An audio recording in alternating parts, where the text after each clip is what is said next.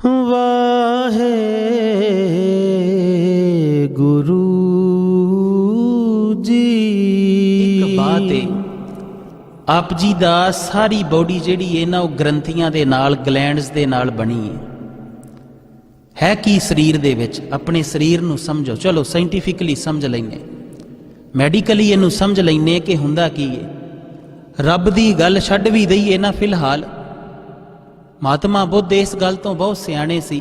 ਕੋਈ ਆਉਂਦਾ ਕਿ ਰੱਬ ਨੂੰ ਮਿਲਣਾ ਹੈ, ਉਹ ਕਹਿੰਦੇ ਰੱਬ ਦੀ ਛੱਡ, ਪਹਿਲਾਂ ਜਿੱਥੇ ਤੂੰ ਇੱਥੋਂ ਸ਼ੁਰੂ ਕਰਦੇ ਆ।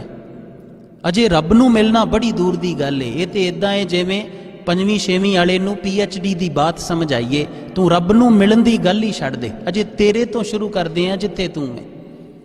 ਪਹਿਲਾਂ ਆਹ ਵਾਲੇ ਅਭਿਆਸ ਕਰ, ਪਹਿਲਾਂ ਆਹ ਵਾਲੇ ਜਿਹੜੇ ਆ ਭਗਤੀ ਦੇ ਇਸ ਕੁਝ ਸਾਧਨ ਕਰ, ਫਿਰ ਅਗਲੀ ਬਾਤ ਕਰਾਂਗੇ। ਇਸ ਕਰਕੇ ਬੜੇ ਜਗਤ ਨੇ ਉਹਨਾਂ ਨੂੰ ਨਾਸਤਕ ਸਮਝ ਲਿਆ ਕਿ ਰੱਬ ਤੋਂ ਮੁਨਕਰ ਨੇ, ਪਰ ਰੱਬ ਤੋਂ ਮੁਨਕਰ ਨਹੀਂ ਨੇ। ਸਰੀਰ ਨੂੰ ਸਮਝੀਏ ਇਕੱਲੇ ਨੂੰ। ਸਰੀਰ ਕੀ ਹੈ ਸਾਡਾ? ਸਰੀਰ ਦੇ ਵਿੱਚ ਬਲੱਡ ਏ, ਹੱਡੀਆਂ ਏ, ਮਾਸ ਪਿੰਜਰ ਏ, ਨਰਵ ਸਿਸਟਮ ਏ, ਨਾੜੀ ਤੰਤਰ ਏ ਸਾਰਾ, ਤੇ ਗਲੈਂਡਸ ਨੇ, ਗ੍ਰੰਥੀਆਂ ਨੇ। ਹੁਣ ਜਦੋਂ ਆਪ ਜੀ ਦਾ ਪਤਾ ਹੈ, ਜਦੋਂ ਛੋਟਾ ਜਿਹਾ ਬੱਚਾ ਏ ਵੱਡਾ ਕਿਵੇਂ ਹੁੰਦਾ, ਕਦੀ ਸੋਚਿਆ?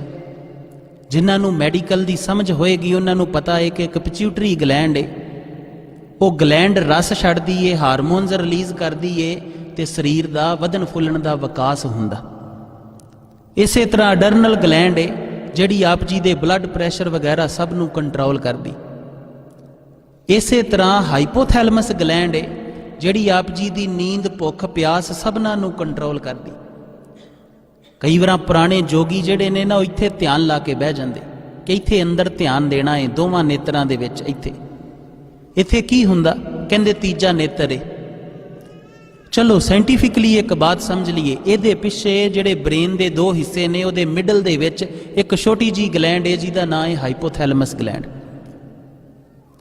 ਜਦੋਂ ਤੁਸੀਂ ਅੰਮ੍ਰਿਤ ਵੇਲੇ ਨਾਮ ਜਪਦੇ ਹੋ ਨਾ, ਆਪ ਜੀ ਦੀ ਯੂਨੀਵਰਸਿਟੀ ਆਫ ਐਰੀਜ਼ੋਨਾ ਨੇ ਇੱਕ ਰਿਸਰਚ ਕੀਤੀ ਹੈ, ਜਦੋਂ ਅੰਮ੍ਰਿਤ ਵੇਲੇ ਬਹਿ ਕੇ ਤੁਸੀਂ ਪ੍ਰੀਤ 'ਚ ਜਾ ਕੇ ਕਿਸੇ ਨੂੰ ਮੈਡੀਟੇਟ ਕਰਦੇ ਹੋ, ਬੜੇ ਪ੍ਰੇਮ ਦੇ ਵਿੱਚ ਮੈਡੀਟੇਸ਼ਨ ਕਰਦੇ ਹੋ, ਵਾਹਿਗੁਰੂ ਸਿਮਰਨ ਕਰਦੇ ਹੋ, ਤੇ ਹਾਈਪੋਥੈਲਮਸ ਗਲੈਂਡ ਲਗਭਗ 16 ਤੋਂ 18 ਹਾਰਮੋਨਸ ਰਿਲੀਜ਼ ਕਰਦੀ ਹੈ। ਕਿੰਨੇ ਕਰਦੀ ਹੈ? 16 ਤੋਂ 18।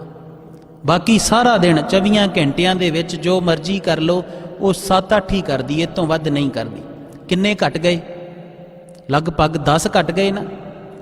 ਹੁਣ 10 ਹਾਰਮੋਨਸ ਦੀ ਜਿਹੜੀ ਬੋਡੀ ਨੂੰ ਕਮੀ ਹੋਈ ਏ, ਜਿਹੜੇ ਨਹੀਂ ਮਿਲੇ, ਉਹ ਕਿੱਦਾਂ ਪੂਰੇ ਕਰੋਗੇ? ਡਾਕਟਰ ਕੋ ਦਵਾਈਆਂ ਖਾਓਗੇ ਨਾ। ਸਿੱਧੀ ਜੀ ਬਾਤ ਹੈ, ਅੰਮ੍ਰਿਤ ਵੇਲੇ ਇਸ ਕਰਕੇ ਉੱਠਿਆ ਕਰੋ, ਭਾਵੇਂ ਆਪਣੀ ਸਿਹਤ ਕਰਕੇ ਉੱਠ ਲਿਆ ਕਰੋ, ਨਹੀਂ ਕਲਗੀਆਂ ਵਾਲੇ ਵਾਸਤੇ ਉੱਠਣਾ, ਨਾ ਉੱਠਿਆ ਕਰੋ। ਕਲਗੀਆਂ ਵਾਲੇ ਦਾ ਇੱਕ ਇੱਕ ਹੁਕਮ ਜਿਹੜਾ ਏ, ਉਹ ਆਪ ਜੀ ਤੇ ਬਖਸ਼ਿਸ਼ ਹੈ, ਆਪ ਜੀ ਤੇ ਰਹਿਮਤ ਹੈ। ਉਹ ਦੀਨ ਦੁਨੀਆ ਦੇ ਮਾਲਕ ਨੂੰ ਪਤਾ ਹੈ, ਜਿਸ ਨੇ ਆਪ ਜੀ ਨੂੰ ਬਣਾਇਆ ਹੈ, ਉਹ ਜਾਣਦਾ ਹੈ ਆਪ ਜੀ ਵਾਸਤੇ ਕੀ ਭਲਾ ਹੈ। ਫਿਰ ਜਦੋਂ ਵੀ ਤੁਸੀਂ ਕੋਈ ਵੀ ਗ੍ਰੰਥੀ ਹੈ, ਕੋਈ ਵੀ ਗਲੈਂਡ ਹੈ ਆਪ ਜੀ ਦੀ ਅੰਦਰ, ਆਪ ਜੀ ਦੇ ਇਮੋਸ਼ਨਸ ਤੇ ਫੀਲਿੰਗਸ ਦੇ ਉੱਤੇ ਜਿਹੜਾ ਏ, ਉਹ ਹਾਰਮੋਨਸ ਨੂੰ ਰਿਲੀਜ਼ ਕਰਦੀ। ਇਮੋਸ਼ਨਸ ਦੇ ਉੱਤੇ ਅਡਰਨਲ ਗਲੈਂਡ ਜਿਹੜੀ ਏ, ਉਹ ਕਿਵੇਂ ਖੂਨ ਦੇ ਵਿੱਚ 2 ਤੁਬਕੇ ਮਿਲਾ ਦਿੰਦੀ ਏ। ਜਦੋਂ ਤੁਹਾਡਾ ਬਲੱਡ ਪ੍ਰੈਸ਼ਰ ਬਹੁਤ ਤੇਜ਼ ਹੁੰਦਾ, ਜਦੋਂ ਗੁੱਸੇ 'ਚ ਆਉਂਦੇ ਹੋ, ਜਦੋਂ ਇੱਥੋਂ ਸੋਚਦੇ ਹੋ ਬਾਰ-ਬਾਰ ਕਿ ਇਹਨੇ ਮੈਨੂੰ ਇਦਾਂ ਕਿਹਾ, ਮੇਰੀ ਬੇਇੱਜ਼ਤੀ ਹੋ ਗਈ, ਇਹਨੇ ਮੈਨੂੰ ਮਾੜਾ ਕਿਹਾ, ਇੱਥੇ ਸੋਚ ਰਹੇ ਹੋ, ਅਡਰਨਲ ਗਲੈਂਡ ਨੇ 2 ਬੂੰਦਾਂ ਖੂਨ 'ਚ ਮਿਲਾ ਦਿੱਤੀਆਂ ਤੇ ਬਲੱਡ ਸਰਕੂਲੇਸ਼ਨ ਤੇਜ਼ ਹੋ ਗਿਆ, ਤੇ ਤੁਸੀਂ ਕਹਿੰਦੇ ਮੈਨੂੰ ਪਤਾ ਹੀ ਨਹੀਂ ਲੱਗਾ, ਮੈਨੂੰ ਗੁੱਸਾ ਬੜਾ ਆ ਗਿਆ ਸੀ। ਕਹਿੰਦੇ ਹੋ ਨਾ, ਇੱਥੇ ਕੁਝ ਸੋਚਿਆ ਏ, ਤੇ ਅਡਰਨਲ ਗਲੈਂਡ ਨੇ, ਜਿੰਨੀਆਂ ਗਲੈਂਡਸ ਨੇ ਅੰਦਰ, ਉਹ ਸਾਰੀਆਂ ਦੀਆਂ ਸਾਰੀਆਂ, ਇੱਥੋਂ ਤੱਕ ਕਿ ਤੁਸੀਂ ਇੱਥੋਂ ਸੋਚੋ ਨਾ, ਥੋੜੀ ਜੀ ਗਹਿਰੀ ਬਾਤ ਏ, ਧਿਆਨ ਨਾਲ ਸੁਣਿਓ। ਜਿਵੇਂ ਅੱਗੇ ਔਲਾਦ ਪੈਦਾ ਹੁੰਦੀ ਏ, ਸਤਿਗੁਰੂ ਨੇ ਆਪ ਜੀ ਨੂੰ ਇੱਕ ਦਾਤ ਬਖਸ਼ੀ ਏ ਕਿ ਇਸਤਰੀ ਤੇ ਪੁਰਸ਼ ਜਿਹੜੇ ਨੇ, ਉਹਨਾਂ ਦੇ ਸੁਮੇਲ ਚੋਂ ਅੱਗੇ ਔਲਾਦ ਪੈਦਾ ਹੁੰਦੀ, ਅੱਗੇ ਪ੍ਰਕਿਰਤੀ ਚੱਲਦੀ ਏ। ਪਰ ਉਹ ਵੀ ਇੱਥੇ ਸੋਚੋਗੇ ਤੇ ਤਾਂ ਹੀ ਜਿਹੜੀ ਗਲੈਂਡ ਏ, ਉਹ ਅੱਗੇ ਸਪਰਮ ਨੂੰ ਰਿਲੀਜ਼ ਕਰਦੀ ਏ, ਰਸ ਨੂੰ ਰਿਲੀਜ਼ ਕਰਦੀ, ਨਹੀਂ ਤੇ ਨਹੀਂ ਕਰਦੀ। ਹੁਣ ਜਿਹੜੇ ਚਮਤਕਾਰ ਹੁੰਦੇ ਨੇ, ਇਹ ਵੀ ਸਮਝ ਲੈਣਾ। ਇੱਕ ਤਰੀਕਾ ਇਹ ਤੁਸੀਂ ਇੱਥੇ ਸੋਚ ਕੇ ਆਪਣੇ ਆਪ ਕਰ ਸਕਦੇ ਹੋ, ਕੋਈ ਦੂਜੀ ਦੀ ਬਾਤ ਨਹੀਂ ਹੈ। ਆਪਣੇ ਆਪ ਅੰਮ੍ਰਿਤ ਵੇਲੇ ਬਹਿ ਕੇ ਨਾਮ ਜਪੋ, ਆਪਣੇ ਆਪ ਹਾਰਮੋਨਸ ਦੀ ਕਮੀ ਪੂਰੀ ਹੋਏਗੀ। ਡਿਪਰੈਸ਼ਨ ਦਾ ਰੋਗ ਜਿੰਨਿਆਂ ਨੂੰ ਵੀ ਹੈ ਨਾ, ਜਿੰਨਿਆਂ ਨੂੰ ਡਿਪਰੈਸ਼ਨ ਦਾ, ਸਟ੍ਰੈਸ ਦਾ ਰੋਗ ਹੈ, ਮੋਟੀ ਜੀ ਇੱਕ ਬਾਤ ਹੈ, ਸਾਰਾ ਦਿਨ ਸ਼ਾਂਤ ਰਹਿਣਾ, ਆਪਣਾ ਲਾਈਫ ਸਟਾਈਲ ਥੋੜਾ ਜਿਹਾ ਕੁਦਰਤੀ ਕਰਨਾ, ਵੇਲੇ ਨਾ ਸੌਣਾ, ਵੇਲੇ ਨਾ ਉੱਠਣਾ। ਇਹ ਨਹੀਂ ਕਿ ਨੀਂਦ ਹੀ ਨਾ ਪੂਰੀ ਹੋਵੇ, ਤੇ ਅੰਮ੍ਰਿਤ ਵੇਲੇ 4 ਤੋਂ 5 ਬਹਿ ਕੇ ਸਿਮਰਨ ਕਰ ਲੈਣਾ। ਆਪ ਜੀ ਨੂੰ 6-7 ਮਹੀਨਿਆਂ ਦੇ ਬਾਅਦ ਹੀ ਡਿਪਰੈਸ਼ਨ, ਸਟ੍ਰੈਸ ਨਹੀਂ ਬਚੇਗੀ, ਕਿਉਂਕਿ ਕਿਸੇ ਚੀਜ਼ ਦੀ ਕਮੀ ਹੋ ਰਹੀ ਏ, ਉਹਨੂੰ ਤੁਸੀਂ ਡਿਸੀਜ਼ ਕਹਿੰਦੇ ਹੋ। ਡਿਸ ਈਜ਼ ਨਹੀਂ ਏ, ਹੁਣ ਸੌਖਾ ਨਹੀਂ ਏ, ਥੋੜੀ ਔਖਿਆਈ ਹੋਈ ਏ। ਕੀ ਹੋਇਆ ਏ? ਬੋਡੀ 'ਚ ਕੁਝ ਕਮੀ ਆ ਗਈ। ਹਰ ਚੀਜ਼ ਇਦਾਂ ਹੀ ਹੈ ਆਪ ਜੀ ਦੀ, ਇੱਕ ਇੱਕ ਚੀਜ਼ ਜਿਹੜੀ ਏ ਇਦਾਂ ਹੀ ਹੈ। ਪਰ ਬਾਤ ਕੀ ਏ, ਜਦੋਂ ਤੁਸੀਂ ਸਤਿਗੁਰੂ ਦੇ ਕਹਿਣੇ 'ਚ ਚੱਲਦੇ ਹੋ, ਪਿਆਰੇ ਦੀ ਪ੍ਰੀਤ 'ਚ ਚੱਲਦੇ ਹੋ, ਤੇ ਇਹ ਚੀਜ਼ਾਂ ਆਪ ਜੀ ਨੂੰ ਕਰਨੀਆਂ ਨਹੀਂ ਪੈਂਦੀਆਂ। ਹੁਣ ਆਪ ਪੁਰਾਣੇ ਬਜ਼ੁਰਗ ਜਿਹੜੇ ਪੰਜਾਬ ਤੋਂ ਆਏ, ਇਹਨਾਂ ਨੂੰ ਸਮਝਾਉਣਾ ਪੈਂਦਾ ਸੀ ਕਿ ਫਾਈਬਰ ਖਾਣਾ ਜ਼ਰੂਰੀ ਏ, ਆਹ ਵਿਟਾਮਿਨ ਜੀ ਤੁਹਾਡਾ ਘਟ ਜਾਣਾ ਹੈ। ਨਹੀਂ, ਕੁਦਰਤੀ ਜੀਵਨ ਸੀ, ਨੋਰਮਲੀ ਜਿੰਦਾ ਰਹਿੰਦੇ, ਇਦਾਂ ਸੀ, ਬਿਲਕੁਲ ਨੈਚੁਰਲ ਜੀਂਦੇ ਸੀ, ਦੁੱਧ ਪੀਂਦੇ ਸੀ, ਧੁੱਪੇ ਰਹਿੰਦੇ ਸੀ। ਸਾਨੂੰ ਤੇ ਬਹੁਤਿਆਂ ਪੜ੍ਹਿਆਂ ਲਿਖਿਆਂ ਨੂੰ, ਅੱਜ ਜਿਹੜੇ ਬਹੁਤੇ ਬੱਚੇ ਪੜ੍ਹੇ ਲਿਖੇ ਨੇ, ਉਹ ਕਈ ਵਾਰ ਕਹਿਣਗੇ ਕਿ ਖਾਲਸਾ ਜੀ ਆ ਜਿਹੜੇ ਸਟਾਰਸ ਨੇ ਨਾ, ਇਹਨਾਂ ਤੋਂ ਸਾਨੂੰ ਆਇਰਨ ਮਿਲਦਾ, ਤਾਰਿਆਂ ਤੋਂ ਆਇਰਨ ਮਿਲਦਾ। ਸੋਚ ਕੇ ਦੇਖੋ, ਹਰ ਇੱਕ ਚੀਜ਼ ਆਪ ਜੀ ਨੂੰ ਕੁਝ ਨਾ ਕੁਝ ਬਖਸ਼ ਰਹੀ ਏ। ਆਪ ਜੀ ਦੇ ਪਿਆਰੇ ਨੇ ਇਦਾਂ ਰਚੀ ਏ, ਤੇ ਉਸ ਪਿਆਰੇ ਦੀ ਰਚੀ ਹੋਈ ਦੁਨੀਆ ਦੇ ਵਿੱਚ ਪ੍ਰੀਤ ਦਾ ਸਭ ਤੋਂ ਉੱਚਾ ਮਹੱਤਵ ਹੈ, ਤੇ ਸਭ ਤੋਂ ਪਹਿਲਾ ਅਭਿਆਸ ਹੈ ਨਾਮ ਜਾਪ ਕਰਨਾ। ਤੇ ਨਾਮ ਜਾਪ ਦੀ ਇੱਕ ਸਭ ਤੋਂ ਉੱਚੀ ਵਿਧੀ ਹੈ ਪ੍ਰੇਮ ਦੇ ਵਿੱਚ, ਪ੍ਰੀਤ ਦੇ ਵਿੱਚ। ਜਦੋਂ ਤੁਸੀਂ ਪੂਰੇ ਪ੍ਰੇਮ ਨਾਲ ਉਸ ਪਿਆਰੇ ਨੂੰ ਜਪਦੇ ਹੋ, ਤੇ ਆਪ ਜੀ ਨੂੰ ਹੈਲਥ ਵਾਈਜ਼ ਤੇ ਬੜੇ ਫਾਇਦੇ ਹੁੰਦੇ ਹੀ ਨੇ, ਪਰ ਆਪ ਜੀ ਦਾ ਧਿਆਨ ਵੀ ਟਿਕਦਾ ਏ, ਇੱਕ ਸੁਰਤ ਦੇ ਵਿੱਚ ਜਾਂਦਾ ਏ। ਬਾਕੀ ਜਿਹੜੇ ਸਾਰੀਆਂ ਵਾਸ਼ਨਾਵਾਂ ਨੇ, ਉਹ ਬੁਰਾਈਆਂ ਨੇ, ਉਹ ਖਤਮ ਵੀ ਹੁੰਦੀਆਂ। ਗੁਰੂ ਜੀ ਵਾਹੇ ਗੁਰੂ ਜੀ। ਇੱਕ ਬਾਤ ਏ, ਆਪ ਜੀ ਦਾ ਸਾਰੀ ਬੋਡੀ ਜਿਹੜੀ ਹੈ ਨਾ, ਉਹ ਗ੍ਰੰਥੀਆਂ ਦੇ ਨਾਲ, ਗਲੈਂਡਸ ਦੇ ਨਾਲ ਬਣੀ ਹੈ ਕੀ ਸਰੀਰ ਦੇ ਵਿੱਚ। ਆਪਣੇ ਸਰੀਰ ਨੂੰ ਸਮਝੋ। ਚਲੋ ਸਾਇੰਟੀਫਿਕਲੀ ਸਮਝ ਲੈਂਦੇ, ਮੈਡੀਕਲੀ ਇਹਨੂੰ ਸਮਝ ਲੈਂਦੇ ਕਿ ਹੁੰਦਾ ਕੀ ਹੈ। ਰੱਬ ਦੀ ਗੱਲ ਛੱਡ ਵੀ ਦਈਏ ਨਾ, ਫਿਲਹਾਲ ਮਹਾਤਮਾ ਬੁੱਧ ਇਸ ਗੱਲ ਤੋਂ ਬਹੁਤ ਸਿਆਣੇ ਸੀ। ਕੋਈ ਆਉਂਦਾ ਕਿ ਰੱਬ ਨੂੰ ਮਿਲਣਾ ਹੈ, ਉਹ ਕਹਿੰਦੇ ਰੱਬ ਦੀ ਛੱਡ, ਪਹਿਲਾਂ ਜਿੱਥੇ ਤੂੰ ਹੈ ਇੱਥੋਂ ਸ਼ੁਰੂ ਕਰਦੇ ਆ। ਅਜੇ ਰੱਬ ਨੂੰ ਮਿਲਣਾ ਬੜੀ ਦੂਰ ਦੀ ਗੱਲ ਏ। ਇਹ ਤੇ ਇਦਾਂ ਹੈ ਜਿਵੇਂ 5ਵੀਂ 6ਵੀਂ ਵਾਲੇ ਨੂੰ PhD ਦੀ ਬਾਤ ਸਮਝ ਆਈਏ। ਤੂੰ ਰੱਬ ਨੂੰ ਮਿਲਣ ਦੀ ਗੱਲ ਹੀ ਛੱਡ ਦੇ, ਅਜੇ ਤੇਰੇ ਤੋਂ ਸ਼ੁਰੂ ਕਰਦੇ ਆ ਜਿੱਥੇ ਤੂੰ ਹੈ। ਪਹਿਲਾਂ ਆਹ ਵਾਲੇ ਅਭਿਆਸ ਕਰ, ਪਹਿਲਾਂ ਆਹ ਵਾਲੇ ਜਿਹੜੇ ਆ ਭਗਤੀ ਦੇ ਕੁਝ ਸਾਧਨ ਕਰ, ਫਿਰ ਅਗਲੀ ਬਾਤ ਕਰਾਂਗੇ। ਇਸ ਕਰਕੇ ਬੜੇ ਜਗਤ ਨੇ ਉਹਨਾਂ ਨੂੰ ਨਾਸਤਕ ਸਮਝ ਲਿਆ ਕਿ ਰੱਬ ਤੋਂ ਮੁਨਕਰ ਨੇ, ਪਰ ਰੱਬ ਤੋਂ ਮੁਨਕਰ ਨਹੀਂ ਨੇ।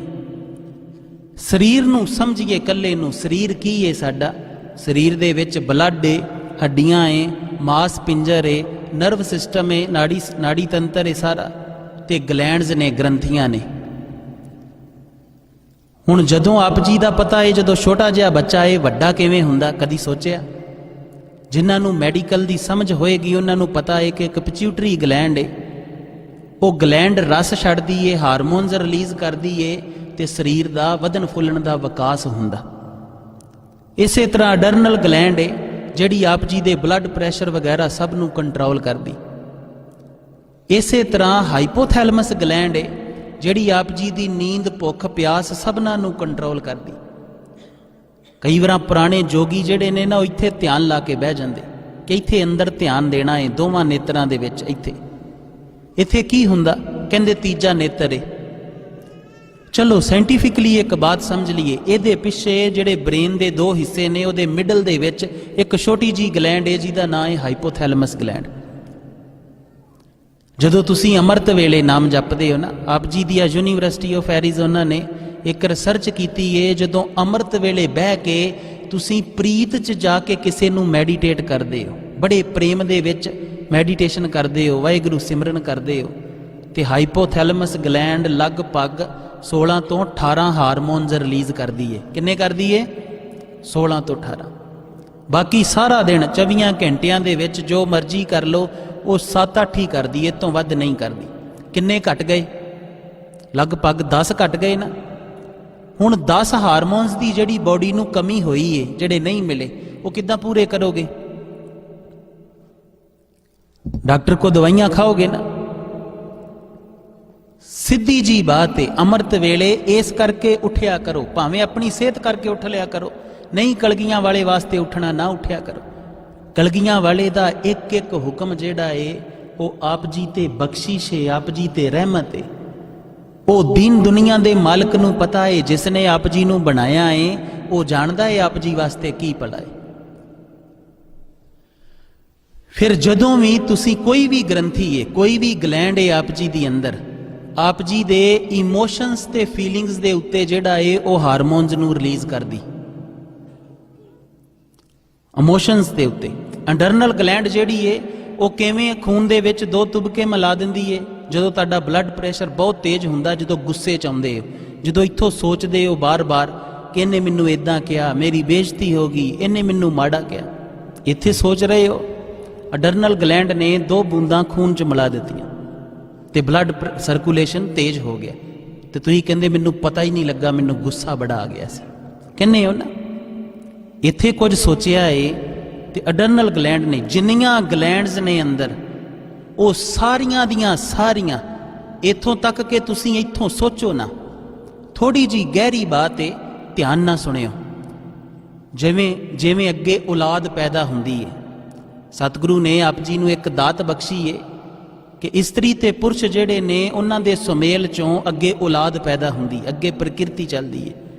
ਪਰ ਉਹ ਵੀ ਇੱਥੇ ਸੋਚੋਗੇ ਤੇ ਤਾਂ ਹੀ ਜਿਹੜੀ ਗਲੈਂਡ ਏ ਉਹ ਅੱਗੇ ਸਪਰਮ ਨੂੰ ਰਿਲੀਜ਼ ਕਰਦੀ ਏ, ਰਸ ਨੂੰ ਰਿਲੀਜ਼ ਕਰਦੀ, ਨਹੀਂ ਤੇ ਨਹੀਂ ਕਰਦੀ। ਹੁਣ ਜਿਹੜੇ ਚਮਤਕਾਰ ਹੁੰਦੇ ਨੇ ਇਹ ਵੀ ਸਮਝ ਲੈਣਾ।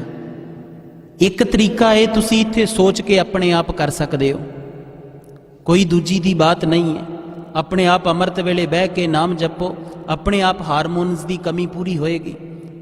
ਡਿਪਰੈਸ਼ਨ ਦਾ ਰੋਗ ਜਿੰਨਿਆਂ ਨੂੰ ਵੀ ਹੈ ਨਾ, ਜਿੰਨਿਆਂ ਨੂੰ ਡਿਪਰੈਸ਼ਨ ਦਾ, ਸਟ੍ਰੈਸ ਦਾ ਰੋਗ ਹੈ, ਮੋਟੀ ਜੀ ਇੱਕ ਬਾਤ ਹੈ, ਸਾਰਾ ਦਿਨ ਸ਼ਾਂਤ ਰਹਿਣਾ, ਆਪਣਾ ਲਾਈਫ ਸਟਾਈਲ ਥੋੜਾ ਜਿਹਾ ਕੁਦਰਤੀ ਕਰਨਾ, ਵੇਲੇ ਨਾ ਸੌਣਾ, ਵੇਲੇ ਨਾ ਉੱਠਣਾ। ਇਹ ਨਹੀਂ ਕਿ ਨੀਂਦ ਹੀ ਨਾ ਪੂਰੀ ਹੋਵੇ, ਤੇ ਅੰਮ੍ਰਿਤ ਵੇਲੇ 4 ਤੋਂ 5 ਬਹਿ ਕੇ ਸਿਮਰਨ ਕਰ ਲੈਣਾ। ਆਪ ਜੀ ਨੂੰ 6-7 ਮਹੀਨਿਆਂ ਦੇ ਬਾਅਦ ਹੀ ਡਿਪਰੈਸ਼ਨ, ਸਟ੍ਰੈਸ ਨਹੀਂ ਬਚੇਗੀ, ਕਿਉਂਕਿ ਕਿਸੇ ਚੀਜ਼ ਦੀ ਕਮੀ ਹੋ ਰਹੀ ਏ, ਉਹਨੂੰ ਤੁਸੀਂ ਡਿਸੀਜ਼ ਕਹਿੰਦੇ ਹੋ। ਡਿਸ ਈਜ਼ ਨਹੀਂ ਏ, ਹੁਣ ਸੌਖਾ ਨਹੀਂ ਏ, ਥੋੜੀ ਔਖਿਆਈ ਹੋਈ ਏ। ਕੀ ਹੋਇਆ ਏ? ਬੋਡੀ 'ਚ ਕੁਝ ਕਮੀ ਆ ਗਈ। ਹਰ ਚੀਜ਼ ਇਦਾਂ ਹੀ ਏ ਆਪ ਜੀ ਦੀ, ਇੱਕ ਇੱਕ ਚੀਜ਼ ਜਿਹੜੀ ਏ ਇਦਾਂ ਹੀ ਏ। ਪਰ ਬਾਤ ਕੀ ਏ, ਜਦੋਂ ਤੁਸੀਂ ਸਤਿਗੁਰੂ ਦੇ ਕਹਿਣੇ 'ਚ ਚੱਲਦੇ ਹੋ, ਪਿਆਰੇ ਦੀ ਪ੍ਰੀਤ 'ਚ ਚੱਲਦੇ ਹੋ, ਤੇ ਇਹ ਚੀਜ਼ਾਂ ਆਪ ਜੀ ਨੂੰ ਕਰਨੀਆਂ ਨਹੀਂ ਪੈਂਦੀਆਂ। ਹੁਣ ਆਪ ਪੁਰਾਣੇ ਬਜ਼ੁਰਗ ਜਿਹੜੇ ਪੰਜਾਬ ਤੋਂ ਆਏ, ਇਹਨਾਂ ਨੂੰ ਸਮਝਾਉਣਾ ਪੈਂਦਾ ਸੀ ਕਿ ਫਾਈਬਰ ਖਾਣਾ ਜ਼ਰੂਰੀ ਏ, ਆਹ ਵਿਟਾਮਿਨ ਜੀ ਤੁਹਾਡਾ ਘਟ ਜਾਣਾ ਹੈ। ਨਹੀਂ, ਕੁਦਰਤੀ ਜੀਵਨ ਸੀ, ਨਾਰਮਲੀ ਜਿੰਦਾ ਰਹਿੰਦੇ, ਇਦਾਂ ਸੀ, ਬਿਲਕੁਲ ਨੈਚੁਰਲ ਜੀਂਦੇ ਸੀ, ਦੁੱਧ ਪੀਂਦੇ ਸੀ, ਧੁੱਪੇ ਰਹਿੰਦੇ ਸੀ। ਸਾਨੂੰ ਤੇ ਬਹੁਤਿਆਂ ਪੜ੍ਹਿਆਂ ਲਿਖਿਆਂ ਨੂੰ, ਅੱਜ ਜਿਹੜੇ ਬਹੁਤੇ ਬੱਚੇ ਪੜ੍ਹੇ ਲਿਖੇ ਨੇ, ਉਹ ਕਈ ਵਾਰਾਂ ਕਹਿਣਗੇ ਕਿ ਖਾਲਸਾ ਜੀ ਆ ਜਿਹੜੇ ਸਟਾਰਸ ਨੇ ਨਾ, ਇਹਨਾਂ ਤੋਂ ਸਾਨੂੰ ਆਇਰਨ ਮਿਲਦਾ, ਤਾਰਿਆਂ ਤੋਂ ਆਇਰਨ ਮਿਲਦਾ। ਸੋਚ ਕੇ ਦੇਖੋ, ਹਰ ਇੱਕ ਚੀਜ਼ ਆਪ ਜੀ ਨੂੰ ਕੁਝ ਨਾ ਕੁਝ ਬਖਸ਼ ਰਹੀ ਏ। ਆਪ ਜੀ ਦੇ ਪਿਆਰੇ ਨੇ ਇਦਾਂ ਰਚੀ ਏ, ਤੇ ਉਸ ਪਿਆਰੇ ਦੀ ਰਚੀ ਹੋਈ ਦੁਨੀਆ ਦੇ ਵਿੱਚ ਪ੍ਰੀਤ ਦਾ ਸਭ ਤੋਂ ਉੱਚਾ ਮਹੱਤਵ ਹੈ, ਤੇ ਸਭ ਤੋਂ ਪਹਿਲਾ ਅਭਿਆਸ ਹੈ ਨਾਮ ਜਾਪ ਕਰਨਾ।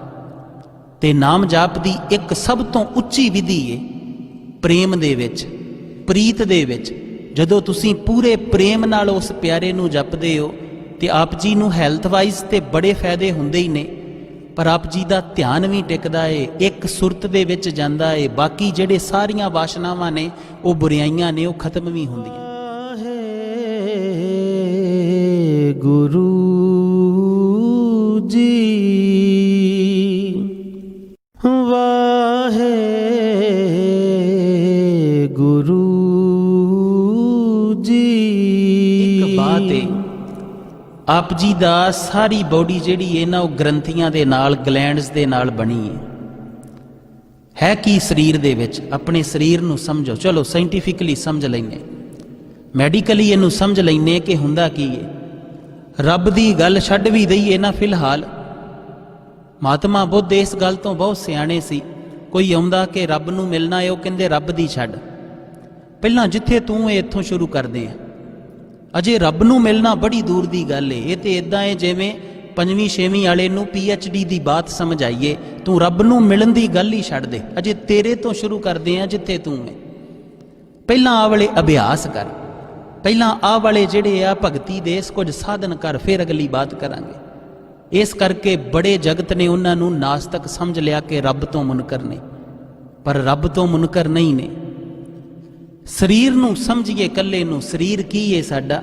ਸਰੀਰ ਦੇ ਵਿੱਚ ਬਲੱਡ ਏ, ਹੱਡੀਆਂ ਏ, ਮਾਸ ਪਿੰਜਰ ਏ, ਨਰਵ ਸਿਸਟਮ ਏ, ਨਾੜੀ ਤੰਤਰ ਏ ਸਾਰਾ, ਤੇ ਗਲੈਂਡਸ ਨੇ, ਗ੍ਰੰਥੀਆਂ ਨੇ। ਹੁਣ ਜਦੋਂ ਆਪ ਜੀ ਦਾ ਪਤਾ ਏ ਜਦੋਂ ਛੋਟਾ ਜਿਹਾ ਬੱਚਾ ਏ ਵੱਡਾ ਕਿਵੇਂ ਹੁੰਦਾ, ਕਦੀ ਸੋਚਿਆ? ਜਿਨ੍ਹਾਂ ਨੂੰ ਮੈਡੀਕਲ ਦੀ ਸਮਝ ਹੋਏਗੀ ਉਹਨਾਂ ਨੂੰ ਪਤਾ ਏ ਕਿ ਇੱਕ ਪਿਚਿਊਟਰੀ ਗਲੈਂਡ ਏ, ਉਹ ਗਲੈਂਡ ਰਸ ਛੱਡਦੀ ਏ, ਹਾਰਮੋਨਸ ਰਿਲੀਜ਼ ਕਰਦੀ ਏ ਤੇ ਸਰੀਰ ਦਾ ਵਧਣ ਫੁੱਲਣ ਦਾ ਵਿਕਾਸ ਹੁੰਦਾ। ਇਸੇ ਤਰ੍ਹਾਂ ਅਡਰਨਲ ਗਲੈਂਡ ਏ ਜਿਹੜੀ ਆਪ ਜੀ ਦੇ ਬਲੱਡ ਪ੍ਰੈਸ਼ਰ ਵਗੈਰਾ ਸਭ ਨੂੰ ਕੰਟਰੋਲ ਕਰਦੀ। ਇਸੇ ਤਰ੍ਹਾਂ ਹਾਈਪੋਥੈਲਮਸ ਗਲੈਂਡ ਏ ਜਿਹੜੀ ਆਪ ਜੀ ਦੀ ਨੀਂਦ, ਭੁੱਖ, ਪਿਆਸ ਸਭਨਾਂ ਨੂੰ ਕੰਟਰੋਲ ਕਰਦੀ। ਕਈ ਵਾਰ ਪੁਰਾਣੇ ਜੋਗੀ ਜਿਹੜੇ ਨੇ ਨਾ ਉਹ ਇੱਥੇ ਧਿਆਨ ਲਾ ਕੇ ਬਹਿ ਜਾਂਦੇ ਕਿ ਇੱਥੇ ਅੰਦਰ ਧਿਆਨ ਦੇਣਾ ਏ, ਦੋਵਾਂ ਨੇਤਰਾਂ ਦੇ ਵਿੱਚ। ਇੱਥੇ ਕੀ ਹੁੰਦਾ? ਕਹਿੰਦੇ ਤੀਜਾ ਨੇਤਰ ਏ। ਚਲੋ ਸਾਇੰਟੀਫਿਕਲੀ ਇੱਕ ਬਾਤ ਸਮਝ ਲਈਏ, ਇਹਦੇ ਪਿੱਛੇ ਜਿਹੜੇ ਬ੍ਰੇਨ ਦੇ ਦੋ ਹਿੱਸੇ ਨੇ ਉਹਦੇ ਮਿਡਲ ਦੇ ਵਿੱਚ ਇੱਕ ਛੋਟੀ ਜੀ ਗਲੈਂਡ ਏ ਜਿਹਦਾ ਨਾਂ ਹੈ ਹਾਈਪੋਥੈਲਮਸ ਗਲੈਂਡ। ਜਦੋਂ ਤੁਸੀਂ ਅੰਮ੍ਰਿਤ ਵੇਲੇ ਨਾਮ ਜਪਦੇ ਹੋ ਨਾ, ਆਪ ਜੀ ਦੀ ਯੂਨੀਵਰਸਿਟੀ ਆਫ ਐਰੀਜ਼ੋਨਾ ਨੇ ਇੱਕ ਰਿਸਰਚ ਕੀਤੀ ਏ, ਜਦੋਂ ਅੰਮ੍ਰਿਤ ਵੇਲੇ ਬਹਿ ਕੇ ਤੁਸੀਂ ਪ੍ਰੀਤ 'ਚ ਜਾ ਕੇ ਕਿਸੇ ਨੂੰ ਮੈਡੀਟੇਟ ਕਰਦੇ ਹੋ, ਬੜੇ ਪ੍ਰੇਮ ਦੇ ਵਿੱਚ ਮੈਡੀਟੇਸ਼ਨ ਕਰਦੇ ਹੋ, ਵਾਹਿਗੁਰੂ ਸਿਮਰਨ ਕਰਦੇ ਹੋ, ਤੇ ਹਾਈਪੋਥੈਲਮਸ ਗਲੈਂਡ ਲਗਭਗ 16 ਤੋਂ 18 ਹਾਰਮੋਨਸ ਰਿਲੀਜ਼ ਕਰਦੀ ਏ। ਕਿੰਨੇ ਕਰਦੀ ਏ? 16 ਤੋਂ 18। ਬਾਕੀ ਸਾਰਾ ਦਿਨ 24 ਘੰਟਿਆਂ ਦੇ ਵਿੱਚ ਜੋ ਮਰਜ਼ੀ ਕਰ ਲਓ, ਉਹ 7-8 ਹੀ ਕਰਦੀ ਏ, ਤੋਂ ਵੱਧ ਨਹੀਂ ਕਰਦੀ। ਕਿੰਨੇ ਘਟ ਗਏ? ਲਗਭਗ 10 ਘਟ ਗਏ ਨਾ। ਹੁਣ 10 ਹਾਰਮੋਨਸ ਦੀ ਜਿਹੜੀ ਬੋਡੀ ਨੂੰ ਕਮੀ ਹੋਈ ਏ, ਜਿਹੜੇ ਨਹੀਂ ਮਿਲੇ, ਉਹ ਕਿੱਦਾਂ ਪੂਰੇ ਕਰੋਗੇ? ਡਾਕਟਰ ਕੋ ਦਵਾਈਆਂ ਖਾਓਗੇ ਨਾ। ਸਿੱਧੀ ਜੀ ਬਾਤ ਏ, ਅੰਮ੍ਰਿਤ ਵੇਲੇ ਇਸ ਕਰਕੇ ਉੱਠਿਆ ਕਰੋ, ਭਾਵੇਂ ਆਪਣੀ ਸਿਹਤ ਕਰਕੇ ਉੱਠ ਲਿਆ ਕਰੋ, ਨਹੀਂ ਕਲਗੀਆਂ ਵਾਲੇ ਵਾਸਤੇ ਉੱਠਣਾ, ਨਾ ਉੱਠਿਆ ਕਰੋ। ਕਲਗੀਆਂ ਵਾਲੇ ਦਾ ਇੱਕ ਇੱਕ ਹੁਕਮ ਜਿਹੜਾ ਏ ਉਹ ਆਪ ਜੀ ਤੇ ਬਖਸ਼ਿਸ਼ ਏ, ਆਪ ਜੀ ਤੇ ਰਹਿਮਤ ਏ। ਉਹ ਦੀਨ ਦੁਨੀਆ ਦੇ ਮਾਲਕ ਨੂੰ ਪਤਾ ਏ, ਜਿਸ ਨੇ ਆਪ ਜੀ ਨੂੰ ਬਣਾਇਆ ਏ ਉਹ ਜਾਣਦਾ ਏ ਆਪ ਜੀ ਵਾਸਤੇ ਕੀ ਭਲਾ ਏ। ਫਿਰ ਜਦੋਂ ਵੀ ਤੁਸੀਂ ਕੋਈ ਵੀ ਗ੍ਰੰਥੀ ਏ, ਕੋਈ ਵੀ ਗਲੈਂਡ ਏ ਆਪ ਜੀ ਦੀ ਅੰਦਰ, ਆਪ ਜੀ ਦੇ ਇਮੋਸ਼ਨਸ ਤੇ ਫੀਲਿੰਗਸ ਦੇ ਉੱਤੇ ਜਿਹੜਾ ਏ ਉਹ ਹਾਰਮੋਨਸ ਨੂੰ ਰਿਲੀਜ਼ ਕਰਦੀ। ਇਮੋਸ਼ਨਸ ਦੇ ਉੱਤੇ ਅੰਡਰਨਲ ਗਲੈਂਡ ਜਿਹੜੀ ਏ ਉਹ ਕਿਵੇਂ ਖੂਨ ਦੇ ਵਿੱਚ 2 ਤੁਬਕੇ ਮਿਲਾ ਦਿੰਦੀ ਏ। ਜਦੋਂ ਤੁਹਾਡਾ ਬਲੱਡ ਪ੍ਰੈਸ਼ਰ ਬਹੁਤ ਤੇਜ਼ ਹੁੰਦਾ, ਜਦੋਂ ਗੁੱਸੇ 'ਚ ਆਉਂਦੇ ਹੋ, ਜਦੋਂ ਇੱਥੋਂ ਸੋਚਦੇ ਹੋ ਬਾਰ-ਬਾਰ ਕਿ ਇਹਨੇ ਮੈਨੂੰ ਇਦਾਂ ਕਿਹਾ, ਮੇਰੀ ਬੇਇੱਜ਼ਤੀ ਹੋ ਗਈ, ਇਹਨੇ ਮੈਨੂੰ ਮਾੜਾ ਕਿਹਾ, ਇੱਥੇ ਸੋਚ ਰਹੇ ਹੋ, ਅਡਰਨਲ ਗਲੈਂਡ ਨੇ 2 ਬੂੰਦਾਂ ਖੂਨ 'ਚ ਮਿਲਾ ਦਿੱਤੀਆਂ ਤੇ ਬਲੱਡ ਸਰਕੂਲੇਸ਼ਨ ਤੇਜ਼ ਹੋ ਗਿਆ, ਤੇ ਤੁਸੀਂ ਕਹਿੰਦੇ ਮੈਨੂੰ ਪਤਾ ਹੀ ਨਹੀਂ ਲੱਗਾ, ਮੈਨੂੰ ਗੁੱਸਾ ਬੜਾ ਆ ਗਿਆ ਸੀ। ਕਹਿੰਦੇ ਹੋ ਨਾ, ਇੱਥੇ ਕੁਝ ਸੋਚਿਆ ਏ ਤੇ ਅਡਰਨਲ ਗਲੈਂਡ ਨੇ, ਜਿੰਨੀਆਂ ਗਲੈਂਡਸ ਨੇ ਅੰਦਰ, ਉਹ ਸਾਰੀਆਂ ਦੀਆਂ ਸਾਰੀਆਂ, ਇੱਥੋਂ ਤੱਕ ਕਿ ਤੁਸੀਂ ਇੱਥੋਂ ਸੋਚੋ ਨਾ, ਥੋੜੀ ਜੀ ਗਹਿਰੀ ਬਾਤ ਏ, ਧਿਆਨ ਨਾਲ ਸੁਣਿਓ। ਜਿਵੇਂ ਅੱਗੇ ਔਲਾਦ ਪੈਦਾ ਹੁੰਦੀ ਏ, ਸਤਿਗੁਰੂ ਨੇ ਆਪ ਜੀ ਨੂੰ ਇੱਕ ਦਾਤ ਬਖਸ਼ੀ ਏ ਕਿ ਇਸਤਰੀ ਤੇ ਪੁਰਸ਼ ਜਿਹੜੇ ਨੇ ਉਹਨਾਂ ਦੇ ਸੁਮੇਲ ਚੋਂ ਅੱਗੇ ਔਲਾਦ ਪੈਦਾ ਹੁੰਦੀ, ਅੱਗੇ ਪ੍ਰਕਿਰਤੀ ਚੱਲਦੀ ਏ। ਪਰ ਉਹ ਵੀ ਇੱਥੇ ਸੋਚੋਗੇ ਤੇ ਤਾਂ ਹੀ ਜਿਹੜੀ ਗਲੈਂਡ ਏ ਉਹ ਅੱਗੇ ਸਪਰਮ ਨੂੰ ਰਿਲੀਜ਼ ਕਰਦੀ ਏ, ਰਸ ਨੂੰ ਰਿਲੀਜ਼ ਕਰਦੀ, ਨਹੀਂ ਤੇ ਨਹੀਂ ਕਰਦੀ। ਹੁਣ ਜਿਹੜੇ ਚਮਤਕਾਰ ਹੁੰਦੇ ਨੇ ਇਹ ਵੀ ਸਮਝ ਲੈਣਾ। ਇੱਕ ਤਰੀਕਾ ਇਹ ਤੁਸੀਂ ਇੱਥੇ ਸੋਚ ਕੇ ਆਪਣੇ ਆਪ ਕਰ ਸਕਦੇ ਹੋ, ਕੋਈ ਦੂਜੀ ਦੀ ਬਾਤ ਨਹੀਂ ਹੈ। ਆਪਣੇ ਆਪ ਅੰਮ੍ਰਿਤ ਵੇਲੇ ਬਹਿ ਕੇ ਨਾਮ ਜਪੋ, ਆਪਣੇ ਆਪ ਹਾਰਮੋਨਸ ਦੀ ਕਮੀ ਪੂਰੀ ਹੋਏਗੀ।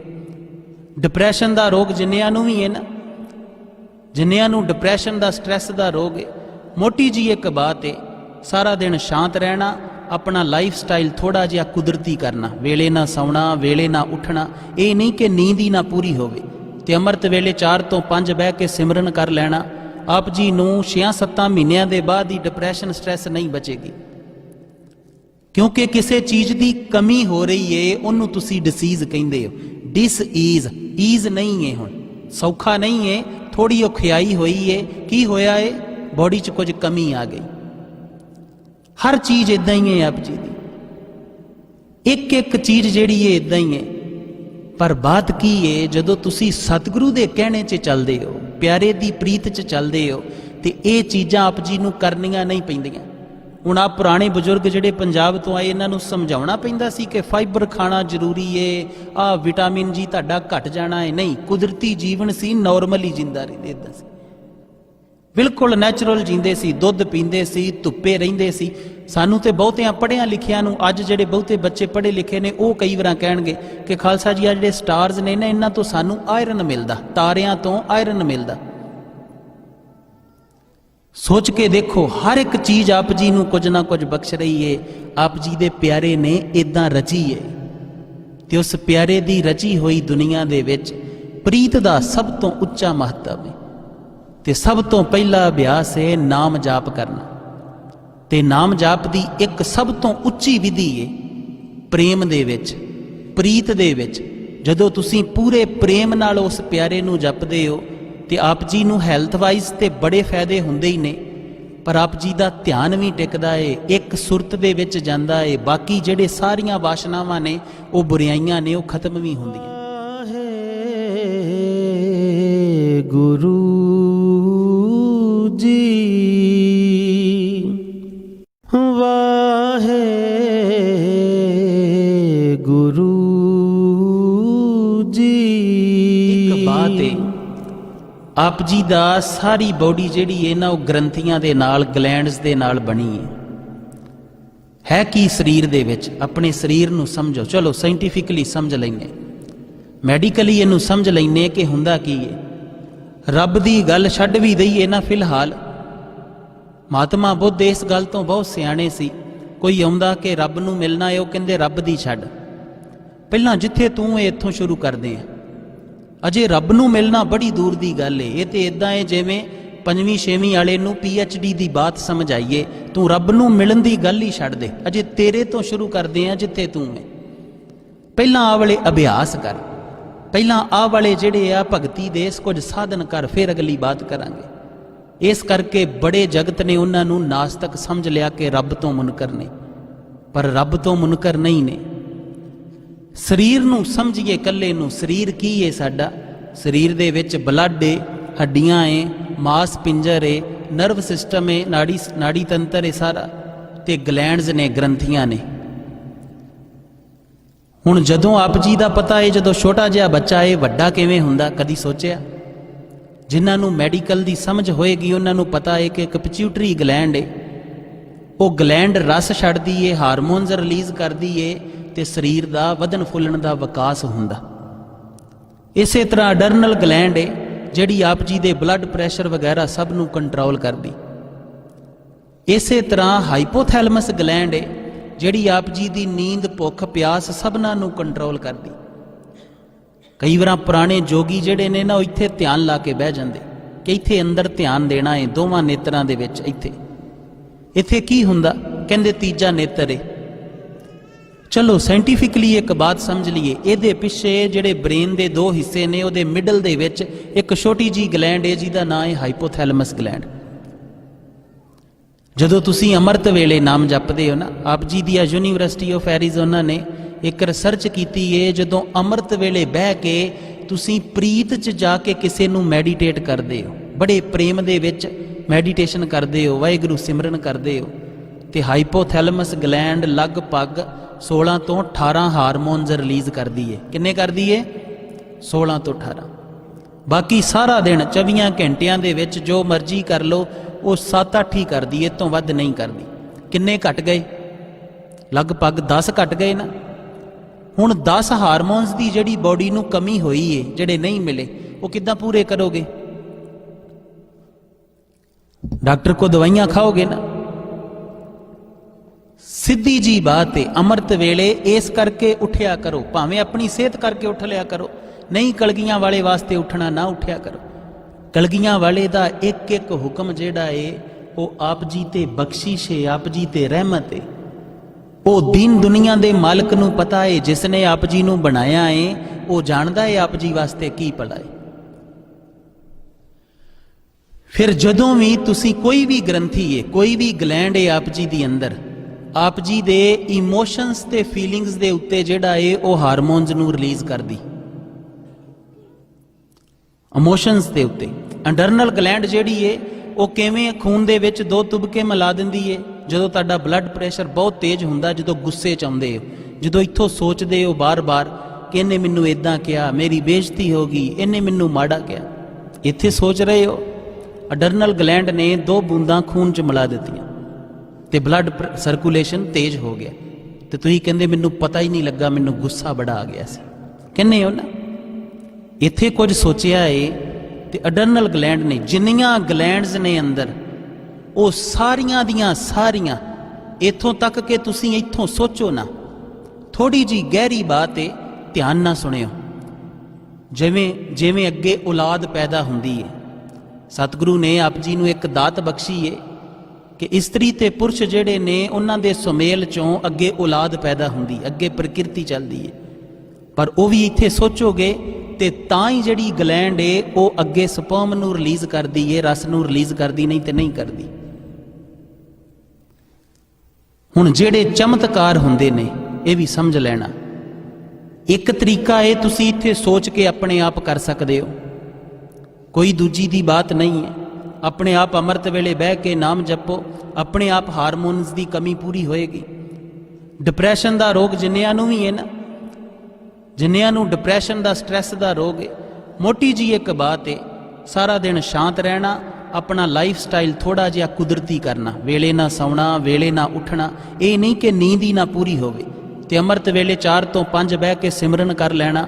ਆਪ ਜੀ ਨੂੰ 6-7 ਮਹੀਨਿਆਂ ਦੇ ਬਾਅਦ ਹੀ ਡਿਪਰੈਸ਼ਨ, ਸਟ੍ਰੈਸ ਨਹੀਂ ਬਚੇਗੀ, ਕਿਉਂਕਿ ਕਿਸੇ ਚੀਜ਼ ਦੀ ਕਮੀ ਹੋ ਰਹੀ ਏ, ਉਹਨੂੰ ਤੁਸੀਂ ਡਿਸੀਜ਼ ਕਹਿੰਦੇ ਹੋ। ਡਿਸ ਈਜ਼ ਨਹੀਂ ਹੈ, ਹੁਣ ਸੌਖਾ ਨਹੀਂ ਹੈ, ਥੋੜੀ ਔਖਿਆਈ ਹੋਈ ਏ। ਕੀ ਹੋਇਆ ਏ? ਬੋਡੀ 'ਚ ਕੁਝ ਕਮੀ ਆ ਗਈ। ਹਰ ਚੀਜ਼ ਇਦਾਂ ਹੀ ਹੈ ਆਪ ਜੀ ਦੀ, ਇੱਕ ਇੱਕ ਚੀਜ਼ ਜਿਹੜੀ ਏ ਇਦਾਂ ਹੀ ਹੈ। ਪਰ ਬਾਤ ਕੀ ਏ, ਜਦੋਂ ਤੁਸੀਂ ਸਤਿਗੁਰੂ ਦੇ ਕਹਿਣੇ 'ਚ ਚੱਲਦੇ ਹੋ, ਪਿਆਰੇ ਦੀ ਪ੍ਰੀਤ 'ਚ ਚੱਲਦੇ ਹੋ, ਤੇ ਇਹ ਚੀਜ਼ਾਂ ਆਪ ਜੀ ਨੂੰ ਕਰਨੀਆਂ ਨਹੀਂ ਪੈਂਦੀਆਂ। ਹੁਣ ਆ ਪੁਰਾਣੇ ਬਜ਼ੁਰਗ ਜਿਹੜੇ ਪੰਜਾਬ ਤੋਂ ਆਏ, ਇਹਨਾਂ ਨੂੰ ਸਮਝਾਉਣਾ ਪੈਂਦਾ ਸੀ ਕਿ ਫਾਈਬਰ ਖਾਣਾ ਜ਼ਰੂਰੀ ਏ, ਆ ਵਿਟਾਮਿਨ ਜੀ ਤੁਹਾਡਾ ਘਟ ਜਾਣਾ ਹੈ। ਨਹੀਂ, ਕੁਦਰਤੀ ਜੀਵਨ ਸੀ, ਨਾਰਮਲੀ ਜਿੰਦਾ ਰਹਿੰਦੇ, ਇਦਾਂ ਸੀ, ਬਿਲਕੁਲ ਨੈਚੁਰਲ ਜੀਂਦੇ ਸੀ, ਦੁੱਧ ਪੀਂਦੇ ਸੀ, ਧੁੱਪੇ ਰਹਿੰਦੇ ਸੀ। ਸਾਨੂੰ ਤੇ ਬਹੁਤਿਆਂ ਪੜ੍ਹਿਆਂ ਲਿਖਿਆਂ ਨੂੰ, ਅੱਜ ਜਿਹੜੇ ਬਹੁਤੇ ਬੱਚੇ ਪੜ੍ਹੇ ਲਿਖੇ ਨੇ, ਉਹ ਕਈ ਵਾਰਾਂ ਕਹਿਣਗੇ ਕਿ ਖਾਲਸਾ ਜੀ ਆ ਜਿਹੜੇ ਸਟਾਰਸ ਨੇ ਨਾ, ਇਹਨਾਂ ਤੋਂ ਸਾਨੂੰ ਆਇਰਨ ਮਿਲਦਾ, ਤਾਰਿਆਂ ਤੋਂ ਆਇਰਨ ਮਿਲਦਾ।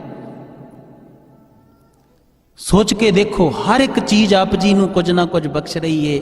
ਆਪ ਜੀ ਦੇ ਪਿਆਰੇ ਨੇ ਇਦਾਂ ਰਚੀ ਏ, ਤੇ ਉਸ ਪਿਆਰੇ ਦੀ ਰਚੀ ਹੋਈ ਦੁਨੀਆ ਦੇ ਵਿੱਚ ਪ੍ਰੀਤ ਦਾ ਸਭ ਤੋਂ ਉੱਚਾ ਮਹੱਤਵ ਹੈ।